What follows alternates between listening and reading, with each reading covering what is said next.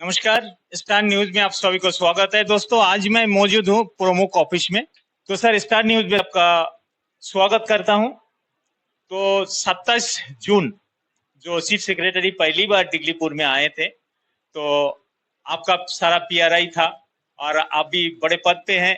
तो chief secretary जब आया है तो पब्लिक हित में शायद आप बहुत सारे पॉइंट रखे हैं। तो क्या क्या पॉइंट रखे हैं वो थोड़ा जानकारी दीजिए। सबसे पहले तो स्टार न्यूज को बहुत बहुत धन्यवाद। आप सभी को पता है, दिगलीपुर के लोगों को, कि 27 को जो है एक मीटिंग हमारा चीफ सेक्रेटरी साहब का साथ था। उनके साथ साथ में आपका हमारे सेक्रेटरी आरडी और चीफ इंजीनियर अंडमान निकोबार के फिशरीज के सेक्रेटरी मैम वो भी थे। तो सभी आए थे और हमारा गेस्ट हाउस में जो है एक मीटिंग हुआ। उस मीटिंग में दिगलीपुर के तरफ से एज ए प्रमुख मैंने जो है 42 पॉइंट को जो है रेज किया था आपका चीफ सेक्रेटरी के सामने।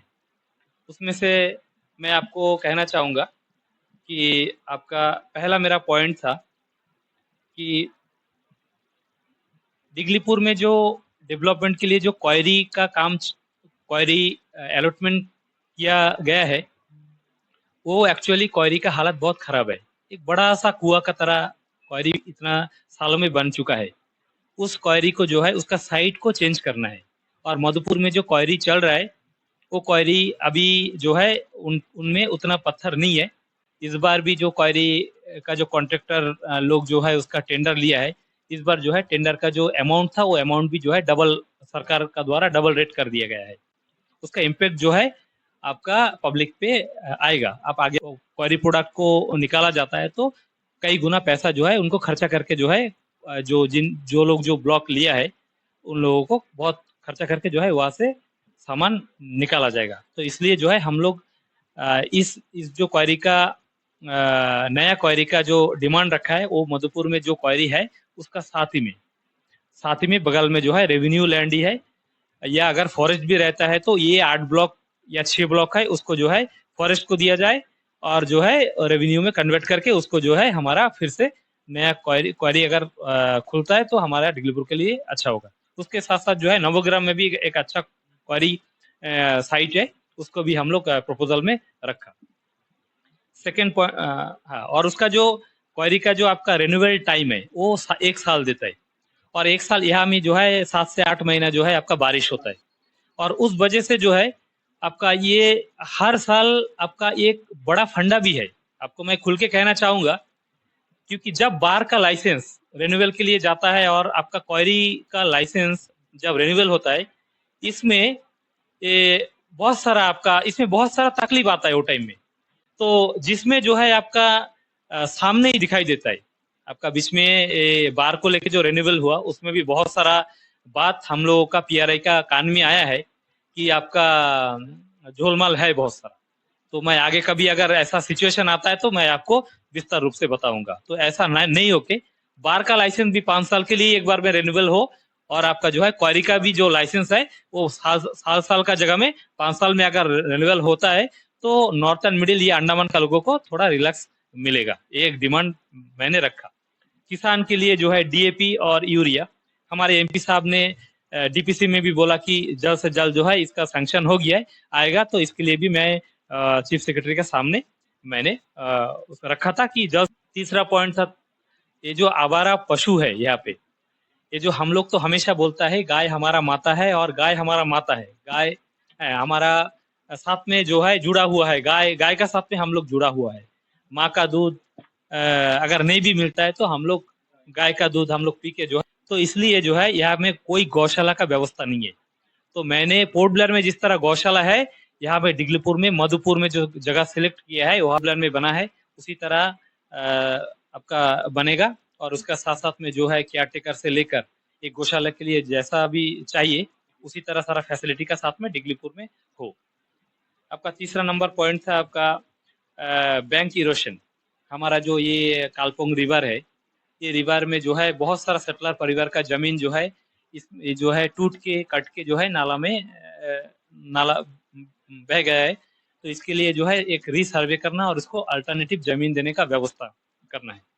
और इसमें जो है आपका जो बजरी है, ये जो है इसको आपका हिटाची से हो बाकी जो है इसको क्लियर करने से जो है पानी भी सही तरीके से बह के जो है आपका डिबीग्राम से होकर आपका समुद्र में हाँ बाढ़ से जो है हम लोग बच सकता है। और ये जो ये नाला इरेक्शन जो है एरिया जो है ये आपका खुदरामपुर से लेकर डिबीग्राम फिर सुभाष ग्राम कृष्णपुर ऐसा जो जगह है उसमें सभी जगह जो है सर्वे करके करे।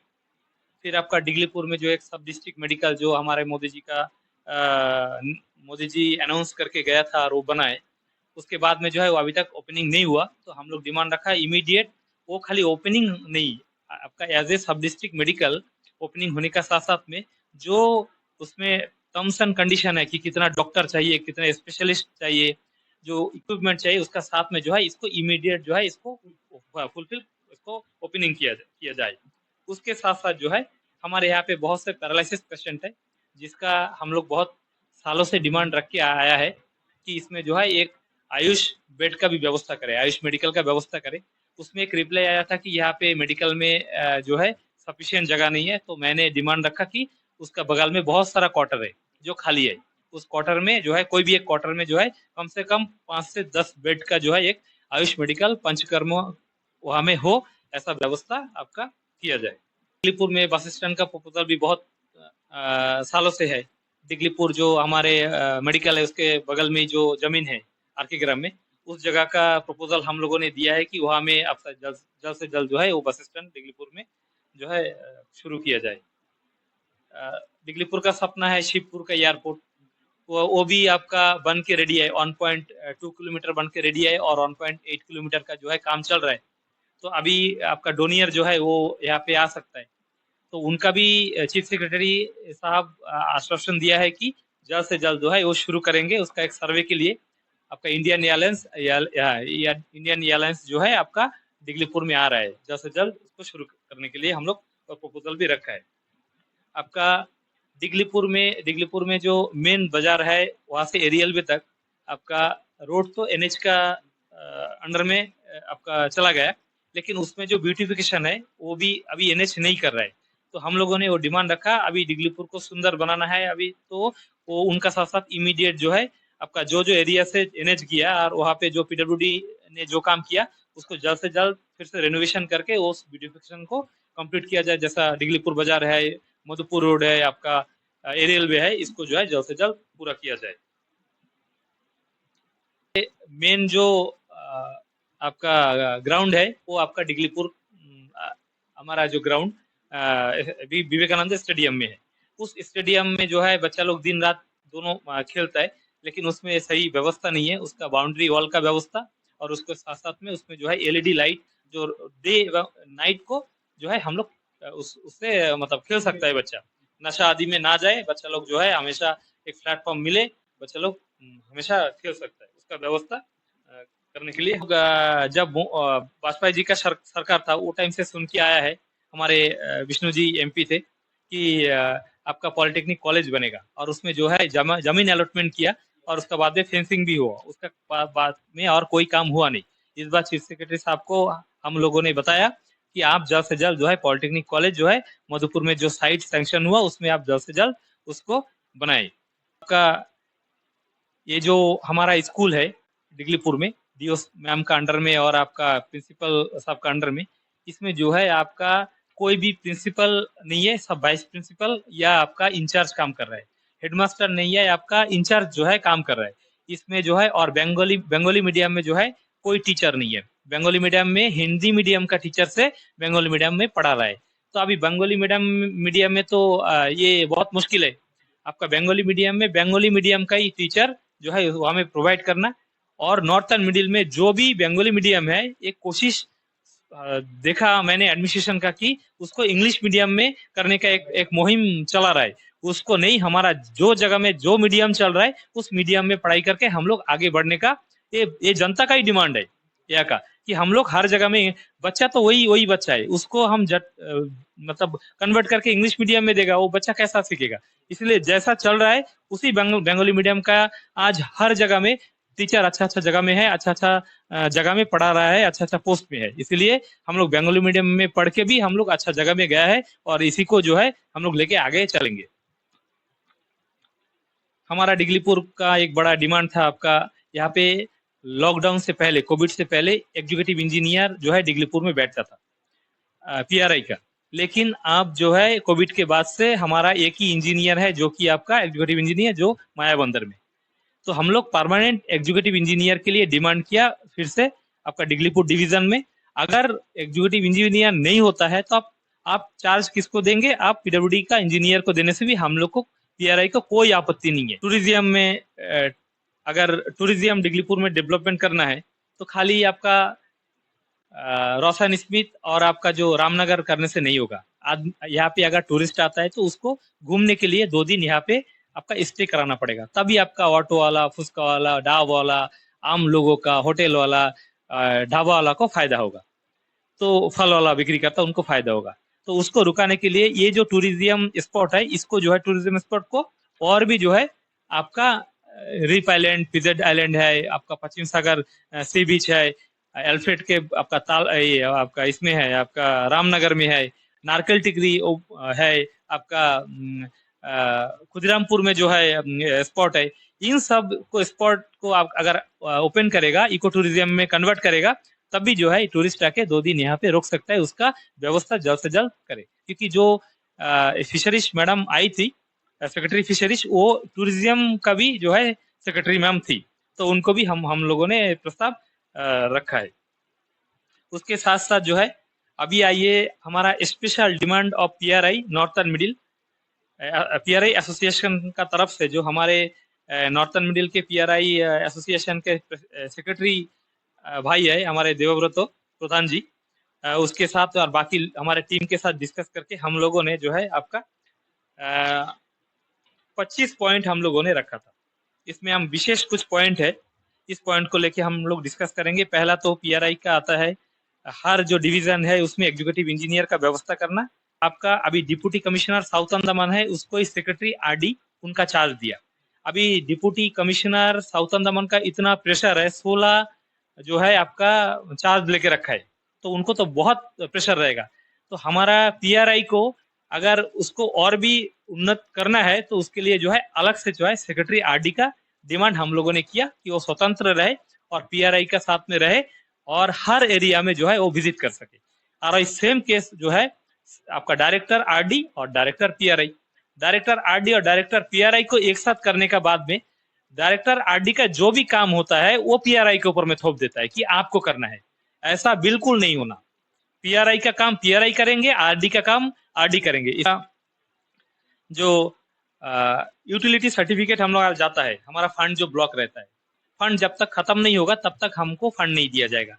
अभी यहाँ में क्वारी प्रोडक्ट का इशू है, आर्ट परमिट ठीक से नहीं मिलता है आपका। आप अगर आर्ट परमिट के लिए अप्लाई करता है तो 2000 क्यूबिक करने से 1500 देता है, फिर अप्लाई करना पड़ता है। ये तो लॉन्ग प्रोसेस है। पहला तो ये शॉर्ट करना है, डीसी मैम को जो है एक कुछ क्वांटिटी का डायरेक्ट परमिशन देना है डीसी मैम को, 2000 हो या 2500, उसके बाद में अगर ज्यादा हो तो उसको है बोर्ड में जाना है। और दूसरा जो है ये जो हम लोगों ने जो डिमांड किया आपका क्वारी प्रोडक्ट का, क्वारी प्रोडक्ट सही तरीके से नहीं मिलने की वजह से जो है हमारा जो काम है यूटिलिटी सर्टिफिकेट हम लोग नहीं भेज सकता। हम लोग प्रीवियस 1 साल हम लोग को छोड़ रहा है, 1 साल छोड़ के आप यूटिलिटी सर्टिफिकेट भेजना सारा फंड खत्म करके, ये कभी हो नहीं सकता। इसलिए हमारा पीआरआई का फंड कम है। आप प्रीवियस 3 साल का रखिए कि 3 साल तक आपको एक टाइम दिया जाएगा, उसमें आपका सारा परमिट वगैरह लेके आपको खत्म करना है और आपको जो है 3 साल प्रीवियस 3 साल का यूटिलिटी सर्टिफिकेट भेजने से आपको फंड मिलेगा। उसका साथ साथ में हमारा जो यूसी जाता है, जाने का बाद में वो टाइम में डायरेक्टर ऑफिस में ठीक आपका उसका प्रोसेस नहीं करता। उन लोग क्या करता है, सब कौन टाइम भेजेगा, सबका जाना, उसका बाद में उसका प्रोसेस करता है। एक क्यों करना है, जिसका यूटिलिटी सर्टिफिकेट चला गया 15 दिन का अंदर में उसका फंड आना, उसका नहीं हुआ, जो पंचायत का नहीं हुआ वो बाद में लेंगे। आप जो पंचायत को नहीं हुआ वो पंचायत को भी हमको भी आप फंड नहीं दे रहा है और वो पंचायत के लिए हमको रुका के रखता है। तो इनडायरेक्टली जो है इन लोग जो है ये हमारा डेवलपमेंट वर्क को रुका के रखता है। तो ऐसा ना हो, इसका डिमांड हम लोग रखा है। 73rd अमेंडमेंट, सारा पीआरआई, सारा आपका ये जो डिपार्टमेंट है ये पीआरआई के अंडर में आना है, जो सिस्टम 73rd अमेंडमेंट में बोला, लेकिन अंडमान में लागू नहीं हुआ है। उसको जल्द से जल्द जो है लागू किया जाए 73rd अमेंडमेंट, और पीआरआई को स्वतंत्रता किया जाए। पीआरआई का प्रोटोकॉल आप देखिए, 26 जनवरी में झंडा फहराएगा आपका ऑफिसर एडमिनिस्ट्रेशन। 15 अगस्त में स्वाधीन किया आपका जनता का नेता, जनता नेता। नेता को कोई अधिकारी नहीं है आज का दिन में, अंडमान में नेता का अधिकारी नहीं है। जैसा हम उदाहरण स्वरूप बोलेंगे, आपका हार्डवे में सबसे बड़ा पोस्ट प्रमुख का है। प्रमुख अपना ऑफिस में झंडा फहराता है, और वहां का तहसीलदार झंडा फहराता है जो है आपका मेन, जो आपका वहां का ग्राउंड है उसमें। तो आपका कहाँ में तहसीलदार है और कहाँ में आपका प्रमुख है। प्रमुख इक्विवेलेंट टू असिस्टेंट कमिश्नर, उनका प्रोटोकॉल। आज का दिन में मेरा जो एरिया है वो मेरा ऑस्टिन तक है। हमारा असिस्टेंट कमिश्नर का आपका जो एरिया है वो आपका हमारा किशोरी नगर तक है। एरिया किसका बड़ा है? एडमिनिस्ट्रेशन का हेड आपका यहाँ डिगलीपुर में आपका असिस्टेंट कमिश्नर है, और डिगलीपुर में पब्लिक प्रतिनिधि का पोस्ट अगर है, सेवा का करने का पोस्ट, वो है प्रमुख डिगलीपुर का। तो इस तरह हर जगह में है। तो इसी तरह हमारा हम प्रमुख बनने के बाद में आज तक हम लोग हमारा ग्राउंड में झंडा हम लोग नहीं फहराया। हमारा अधिकार को एडमिनिस्ट्रेशन छीन लिया। ये अधिकार अगर नहीं मिलेगा तो इसके लिए आगे भी कुछ जो भी करना है हम लोग पीआरआई हम लोग करेंगे। ये आपका यही मालूम होता है आपका बात का ऊपर में कि अंडमान जो प्रशासन है अपना मनमानी ही चलाते हैं, पब्लिक के ऊपर में टॉर्चर। जी, कि इसी वजह से जो है, जो नया लोग इलेक्शन जीत के आया है उनका मांग है, क्योंकि एक बर्दाश्त का एक सीमा होता है।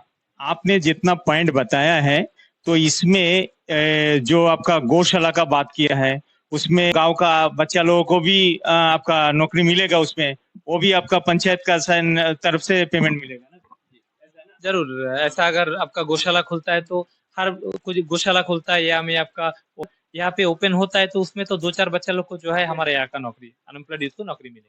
अभी आपने जितना पॉइंट रखा है बहुत ही अच्छा पॉइंट आप रखे हैं सर, कि पब्लिक का जानना भी जरूरी है। तो मैंने यही सोचा कि आपका एक जानकारी में कि पब्लिक भी समझे कि जिसको वोट दिया है भरोसा करके पब्लिक, और वही आदमी आज इतना बड़ा पोस्ट में आए हैं। जी दीपंकर मिस्त्री जी आज प्रमुख बना, आज इतना अच्छा बात करते हैं, लेकिन हम लोगों के लिए क्या पुटअप किया है चीफ सेक्रेटरी के पास, ये भी मालूम होना चाहिए। प्राइम मिनिस्टर भारत में बना और पब्लिक का गर्व है, तो आज उनका प्रशासन का। मैं जब नॉर्थन मिडिल का पीआरआई एसोसिएशन का जो दिन प्रेसिडेंट बना, वो दिन एक इंटरव्यू में मैंने कहा है कि अगर इस अंडमान को बचाना है तो आपका प्रदेश काउंसिल जो एग्जीक्यूटिव पावर का साथ में इस अंडमान में था उसको फिर से लाना पड़ेगा। क्योंकि आज का दिन में मैं 100% कहूंगा कि नेता लोग करप्शन बिल्कुल नहीं करता है। और मेरा खाली ये नहीं है, नॉर्थ मिडिल में आप हर जगह, चाहे कांग्रेस, बीजेपी, सीपीएम, हर जगह आप जाएंगे, आज का दिन में पीआरआई करप्टेड नहीं है। आज का दिन में अगर करप्टेड है तो कुछ ऑफिसर करप्टेड है, ये हम लोगों को बोलना पड़ेगा, और इसका सबूत भी हम लोगों का पास में है। अगर आप ऑफिसर का सामने बोलेंगे तो आप कहाँ में घर बनाया, वो हाउस साइड है कि नहीं, पहले उसको तोड़ने जाना है, आपका कितना संपत्ति है उसको तोड़ना है, आपको एंटी करप्शन में दे सकता है कि नहीं उसको तोड़ना है। इस वजह से जो है बहुत सा नेता लोग जो है उन लोग का अगेंस्ट में जाता नहीं। लेकिन डिगलीपुर में हमारा यहाँ पे जो नेता लोग है नॉर्थन मिडिल में है, वो किसी से नहीं डरता है। वो एंटी करप्शन से भी नहीं डरता, सीबीआई से भी नहीं डरता है। हम लोग गलत नहीं करता, आप लोगों को भी गलत करने हम लोग नहीं देगा। इसीलिए अगर आप लोग हमारा पावर काट के लेके गया है, ऐसा पावर हम लोग लेके आएगा, या असेंबली नहीं तो प्रदेश काउंसिल एग्जीक्यूटिव पावर का साथ में अगर सरकार देता है तब भी लेके आएगा, अगर नहीं देता है तब भी पीआईएल फाइल करके हम लोग लेके आएगा। वो मुहिम हम लोगों को चलाना है। मैं सारा पब्लिक को आपका न्यूज का माध्यम से सारा पब्लिक को मैं बोलना चाहूंगा, अंडमान में अगर स्वतंत्रता के हिसाब से आपको अगर रहना है तो प्रदेश काउंसिल एग्जीक्यूटिव पावर का साथ में हर पंचायत में आप रेजोल्यूशन लीजिए, प्रदेश काउंसिल का पीआईएल फाइल करके हम लोग लेके आएंगे। विषय में देखिए, एडमिनिस्ट्रेशन में सभी आदमी खराब नहीं होता है। चीफ सेक्रेटरी साहब ने उस दिन आने के बाद में कुछ काम तुरंत हो गया है। मैं इसीलिए सभी का बारे में मैं नहीं बोलूंगा। जैसा कि आपका गांधीनगर का प्रधान एक डिमांड रखा था कि हमको इमीडिएट बस चाहिए, इमीडिएट एक बस दिया, ओपनिंग किया हम लोग, बहुत अच्छा लगा। गांधीनगर में पंचायत नहीं है, पंचायत के बारे में हमारे प्रधान जी ने बताया।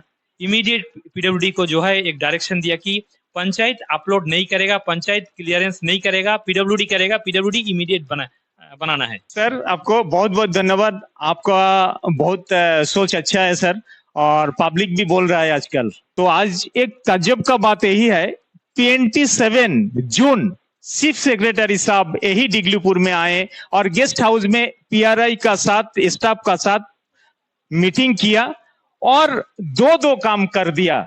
इसके लिए बहुत बहुत धन्यवाद चीफ सेक्रेटरी को। आप भी बहुत सर देख लिया जितना सर समय दिया आपका 12:30 बजे से 4:20 पर आपका जो है मीटिंग खत्म हुआ, और उस मीटिंग में हमारे चीफ सेक्रेटरी साहब, उनके साथ साथ में सेक्रेटरी आपका टूरिज्म सेक्रेटरी, चीफ इंजीनियर और हमारे एसी साहब, एडमिनिस्ट्रेशन के सारे लोग थे। इतना समय दिया है और सुना है, तो हम लोग को आशा है कि हमारा काम होगा, आगे भी होगा। तो आप लोगों ने सुना, बहुत ही खुश है और ये खुशखबरी है डिगलीपुर के लिए। तो मेरा ये न्यूज देखने का बाद और सर जितना विस्तार से बताया है बाहर, लेकिन ये चेहरा आप लोग देख लीजिए स्टार न्यूज में, जो शांति नगर से बस अभी 8 तारीख से शुरू हुआ, वो एक है। पंचायत का काम, एयरपोर्ट का काम, सभी आने वाला दिन में शुरू होते जाएगा एक एक करके।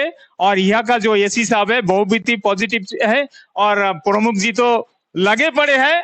तो मेरा ये न्यूज देखने का बाद आप लोगों का कमेंट जरूर मेरा चैनल का कमेंट बॉक्स में कमेंट करके बताइएगा। इसी उम्मीद का साथ मैं मधुसूदन राय यही विदाई लेता हूँ। धन्यवाद।